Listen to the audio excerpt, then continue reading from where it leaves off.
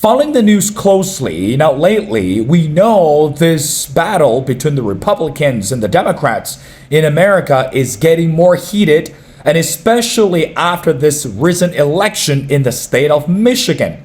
Now, on one hand, the Republican Party is rather concerned about the direction for the country, but meanwhile, the Democrats, that's right, even the Democrats are anxious or worried to see if America are turning slowly into what we called democratic socialism. Of course, that coming back to the sitting US President Donald Trump, President Trump has been rather vocal about the election result and also warned America about the rise of the democratic socialism and believe that America is and will never be the country to accept such political party or political ideology. Well, how do we understand that? And cross the continent, and what about the country of China? Now, today we're seeing this economic and political ambition is no longer just about the drive, it's something what we called the soft power. How do we understand that today?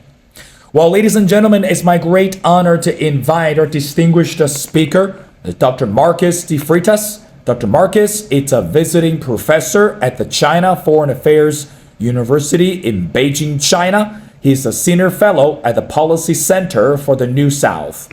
Well, Dr. Marcus, and welcome back to the show. Thank you, Will. Thank you very much for your kind invitation, as always. Well, absolutely, sir. The honor is mine. Dr. Marcus, let's get started with something, the breaking news. During the recent interview, sitting US President Trump was asked about his perspective on the nation of Switzerland. This is what he said. Make many countries, elite countries, take a look at Switzerland. We have a $39 billion deficit. I can wipe out that deficit in one stroke of the pen, and they're no longer an elite country. Yet they pay 0.5% interest. They're the lowest ones. And all I have to do is say, I don't want any of your watches, I don't want any of your goods. And we save ourselves $39, $40, $41 billion, and they go from being elite to being very troubled. Fortunately, I'm a nice person, okay? Dr. Marcus, do we know that President Trump is a nice person by saving the grace for Switzerland? And also at this moment, when we look at this economic relationship between US and with some of the European countries, how credible is such statement? Again, is President Trump being nice or being too nice? Your thoughts? That's a very good situation. Bad for the Swiss, huh? I should say that, because you will recall that when the war in Ukraine started, the Swiss did something that was unthinkable. They actually sequestered the funds from the Russians. And somehow that stability that people always thought that Switzerland would have, that neutrality, was affected by the United States, by the fact that the Swiss somehow bent down to the United States. So, one thing that we always said that the Swiss had was the confidence in their financial system and this neutrality and all this, but somehow they adopted that kind of different measure. And the problem is that Switzerland doesn't have, are you there? Yep, I'm right here. I'm sorry. The problem is that Switzerland doesn't have the same importing capacity that the United States would have. Therefore, there will always be deficit with the United States. And the challenge is precisely this, right? And Trump understands that. And what we see is that Trump is using his power to try to force the Swiss to buy more American products. When it's clear that Switzerland doesn't have the capability to do so, based on the size of the economy and all this. So Trump really doesn't take into consideration these differences when it comes to trade. Remember when he was doing that, that Liberation Day, some countries were really affected because they had nothing that they could import from the United States. That's right. And even those that had a surplus with the United States, like Brazil, for instance, was affected by the measures that Trump implemented. So I don't know. His foreign policy has been extremely erratic, I'd say. The Brazilian ambassador's visa was just denied, was just canceled. Brazilians don't know what to do with the ambassador now. And he's done things to Canada. He's done things to the European Union. He's trying to be this global emperor, trying to say that he has the power to do certain things. But at the end of the day, we only have 2 more years of Donald Trump in power. Dr. Marcus, I want to go back to your recent publication. It's called Development as Policy, China's Economic Model and the Rewriting of the Soft Power. Well, correct me if I'm wrong, Dr. Marcus, when we use the word soft power, prior to the pandemic, it was about the cultural exchange between the countries, or it was about non-political or non-military engagement. But today, fast forward in 2026, we're seeing this economic competition between US and America at this moment, and of course, this global disorder. So Dr. Marcus, the fundamental question I want you help me and also our audience to understand, what does soft power mean today? And when we are seeing the development of the relationships, where does the soft power play significantly? Your thoughts? Will, this term was coined by Joseph Nye, who was the dean of the Kennedy School of Government at Harvard University. Sometimes, and when I read it and when I studied about it, when he coined the term, I thought it was another way for him to say, okay, the United States doesn't only have hard power, which is represented by the economic factor, plus the military power, but they also have all these things that help the United States image, like Hollywood, the influence that the U.S. has in societies by preaching the American way of life, even using the language, English, as an important tool for that.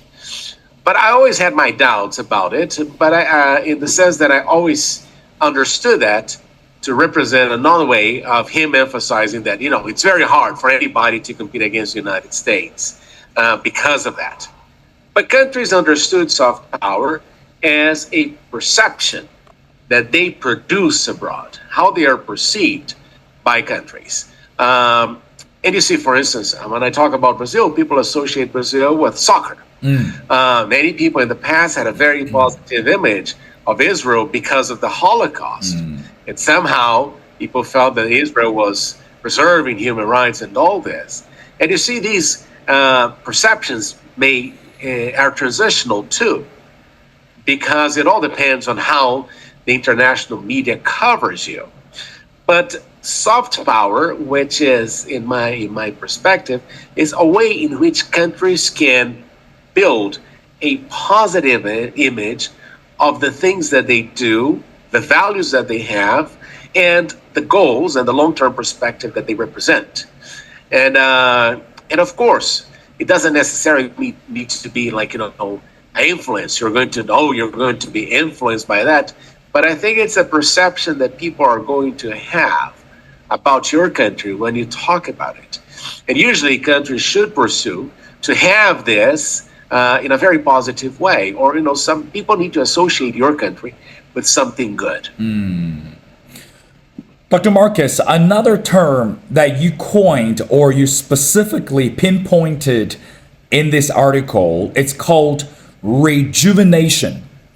Correct me if I'm wrong. Again, when we think about the word rejuvenation, the first thing that normally comes to our mind, it's about the word economy. Because we really need something to boost the economic morale or this economic incentives. But right now, post-pandemic, it looks like the word rejuvenation is no longer limited by economic concept and also can be understood or interpreted in this political sense. So from your perspective, again, going back to your research paper, which we're going to get to a little bit deeper, when we think about the word rejuvenation, is it serving the both purposes, the politics and the economy, or specifically something more than the politics or more than the economy? Your thoughts? I think it can be a mixture, but also more than that. Now, I like the term rejuvenation, particularly coined by President Xi, because I always look into two words: modernization and rejuvenation, right? If you look into your background, right, you have a very modern office in your back, right? It's got TVs, it's got, cameras, it's got, a very nice modern environment. But you can live in a modern place and still be old at heart, or old in your mind, old in your framework. And that's where rejuvenation comes from. Rejuvenation is a movement from inside out, meaning, you can be old, but still have a young spirit. And that's an important factor, because when you look into the world, you see that many countries, they are not looking into the future with excitement. You look into Europe, for instance, they're looking into themselves with nostalgia about, we were so great in the past, we did so many things, but now we are, in a very bad situation, and we don't grow, and they have this idea that the best days of Europe are behind. If you look into Donald Trump, Make America Great Again movement, it's the great again that gives you that sense of nostalgia, a very nostalgic sense. That was one time in which you were great. So that's why I like the term rejuvenation, because it's something that you're always and constantly trying to understand yourself, your role in the world, and have a perspective that the best days are ahead. So it can be used politically. It has been used in China politically, because President Xi talks about the rejuvenation of the Chinese nation. If you look into China, China had everything to go wrong, right? It's an old country, it has old problems and all this and old challenges, but yet, there is no place in the world where you feel rejuvenation playing such an important role in building up the society. If you look into the other civilizations that are as old as China, you do not have that sense of drive. So I think that in the political factor, it is an important aspect. That's why Trump talks about Make America Great Again. It's nostalgia, but is trying to instill this sense of rejuvenation. And you need the same thing in the economic sector, right? We need to rethink the way we see things. Perhaps, the Washington consensus that we had in the past wasn't the most appropriate solution. Or one of the challenges that we face now that require new thinking, new approaches, new frameworks. And I think this is a great challenge that the world faces, because we are trying to solve current issues applying old tools. That's the challenge you see, for instance, with President Trump. When he's looking into the world and he's looking into China, for instance, like he says, you're Chinese and I live in China, they're trying to apply Cold War material, right? Trying to treat China as they did with Japan, trying to treat China as they did with the Soviet Union. And what you see is this repetition of old material without the possibility of rethinking or thinking anew. And I have a very good friend who teaches at the University of Oxford, and she always says this, if we're going to make mistakes, let's make new mistakes. Let's not repeat the old ones. And I think that's what the sense of rejuvenation is, both economically and politically. Dr. Marcus, I want to talk about another specific concept. When we talk about making mistakes, when we think about the word rejuvenation, there's a key concept that you distinctively included regarding the issue on infrastructure. As a matter of fact, that you wrote that China's infrastructure revolution is legendary and its infrastructure transformation is unprecedented in its scale and speed. When we think about the countries, US, Africa, Latin America, Dr. Marcus, from your perspective, why infrastructure as the backbone of the economic transformation? Because today, when we look at China, again, people are still very hopeful about the Chinese economy, but there's no indicator about what's going to happen next. Because right now, the economy in China is still in a very shaky ground. So from your perspective, what does that mean when we think about the infrastructure as the backbone of economic transformation? Your thoughts? Let me tell you one thing, one word about China. I traveled around, and I still see the country growing and making movements and all this. It's unstoppable, I'd say. But of course, China is affected by the world economy. The Chinese business model, or the Chinese development model, was the Asian model, which was to build an exporting country, right? And you have to realize that the world, China has recovered from the pandemic much quicker and much faster than the world has. If you look into Europe, for instance, I'd like to say this, you have to remember that until the beginning of the pandemic, the European Union used to be China's number one trading partner. Now it's ASEAN countries. So, and you see the Europeans losing their position and even having, because of the war in Ukraine and this situation, this war in Iran, losing their disposable income, right?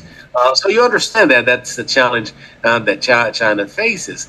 But I agree with the saying that, build a road and get rich, right? Because infrastructure is essential for development.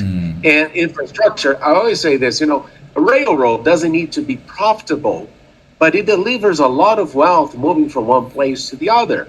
Airports are very good. You look into what happened in Dubai with the building of the airport and an airline really transforming the country. So you need to have the government leading this process of rethinking things. And even in China, I always say this, I was telling my students once, if the Chinese were to have proportionately the same number of cars that the Americans do, you'd have 1.2 billion cars on the road. Now think about all the reconstruction that you need to do in Beijing, Shanghai, and all other places to have so many cars on the road, right? So, infrastructure is something that can be used constantly for countries to develop their economies, to find new ways, to innovate, right? Because infrastructure also provides you tools to build quicker, faster, better. Look into, during the pandemic, the whole world was astonished by the fact that Chinese could build a hospital in 10 days. That's right. So, and that's a lot of innovation that comes with the process. So I think that, and you look around the world, there's so many problems associated with infrastructure. Like, my country, everywhere you travel around the world, you realize that there's a lot of room to improve. Even in the United States, you see that even the US are trying to now divert a lot of money, to put a lot of money into renewing their airports, because they have reached a situation where they're old, they're not effective, and actually you start deteriorating and losing money. So that's why I think infrastructure is a very important point. And infrastructure is a driving force for development. And that's why that's what I think is one of the most important contributions of China. China's development story is China's greatest soft power. Dr. Marcus, I want to briefly wrap up our conversation by asking you the last question. I know you have a very tight schedule. Towards the end of the report, that you also specifically touch on education and security, and you said that foundations of the sovereign future. We know that when we think about the education, when we talk about the education in China, it's all about internal, external competition, the rigor, and also the dedication to promote or to incubate the elites. But one thing that we don't understand, or right now seems a bit far out, is look at education and security and believe that is the foundation for the sovereign future. Why would you say that? And how do we understand what the future holds when we look at what's happening to the education in China as a whole today? Your final thoughts. People may be critical of the way China does on education because there's a lot of competition, but China is a country built on competition. You're born in China, you are automatically competing with 1.4 billion people who are very smart and hard workers. Last evening, I had a meeting and I was just telling, if somebody gets accepted or, passes the Gaokao to enter, Peking University or That's Tsinghua right. University, that guy is not only a genius, right? But he's also a hardworking genius, right? Because you may be, a genius and not hard worker, but in this case, you have to be both to succeed in these things. And I think the system, even though it's very a bloodshed, a bloodbath in a way, the way things are done, but you realize that that's the way the world is. And I'm not being Darwinistic or anything like that, but natural selection is something that happens in societies, whether we like it or not. Now, there are two issues that I think are essential to look into. Why do I mention security? Well, because the first agreement, the first contract that a citizen does with the state, and this is a historical perspective from Thomas Hobbes and all these guys from the past, is that you grant the state the monopoly of violence, right? Only the state can kill. You can only kill a person under legitimate defense, situation. But we grant the state the power to kill because the state is supposed to provide us security, safety. You want to leave home in the morning and know that you have a situation that is secure and you can come back home in peace. And that's a very important thing. That, which you have in China is not something that you see around the world today. And you see the governments failing in their first obligation to ensure that their population is secure and safe. And when that is not there, you carry a burden of not going around in peace, right? And this is an issue in Latin America, this is an issue in Africa, this is an issue in Europe, this is an issue that is global. It's a global problem that we have to address. And we don't like to, we put these things aside, but people don't realize how comforting it is to live in a place where you feel safe, right? Your mind opens up a little bit more. Now, the other one is education.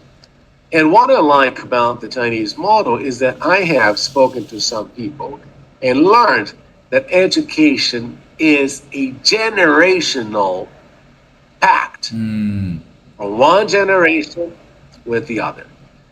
If we provide public schools that are of great quality, you are going to ensure that the workforce, the politicians, the people who are going to be running the country in the future are going to be qualified for the positions they will take. Why is that important? Because in many countries, and I'll give you mine and I can give you other countries, will choose private education. People who have money will put their children in private schools, thinking that they're going to have the best possible education. But when these guys become company owners, company managers, CEOs, they're going to realize that the base of their workforce comes from public schools, and they were not well prepared. So output will go down, productivity will go down, and all the problems associated with a poorly educated society. So this base is fundamental when we're looking into growth, when we're looking into building a country with a long-term perspective. But, it's always hard, I should say, to deal with educated people. That's right. Because they have different opinions and all this. But you learn that the higher the quality of the opinion, of the intelligence that people have, the more structured society becomes and the more it evolves. So I think that's why I agree with this perspective. We need to have safety, we need to have stability in government, in rules, and we also need to have very good educational system. Well, again, ladies and gentlemen, such an honor to speak to Dr. Marcus de Freitas. Again, Dr. Marcus, it's a visiting professor at the China Foreign Affairs University, and he's also a senior fellow at the Policy Center for the New South. And I strongly encourage everyone go online to check out this amazing publication, which is called Development as Diplomacy, China's Economic Model and the Rewriting of Soft Power. Well, Dr. Marcus, thank you so much for your time. It's been a pleasure, and we'd love to have you back on the show as we continue to explore the international affairs. So thank you so much for doing this.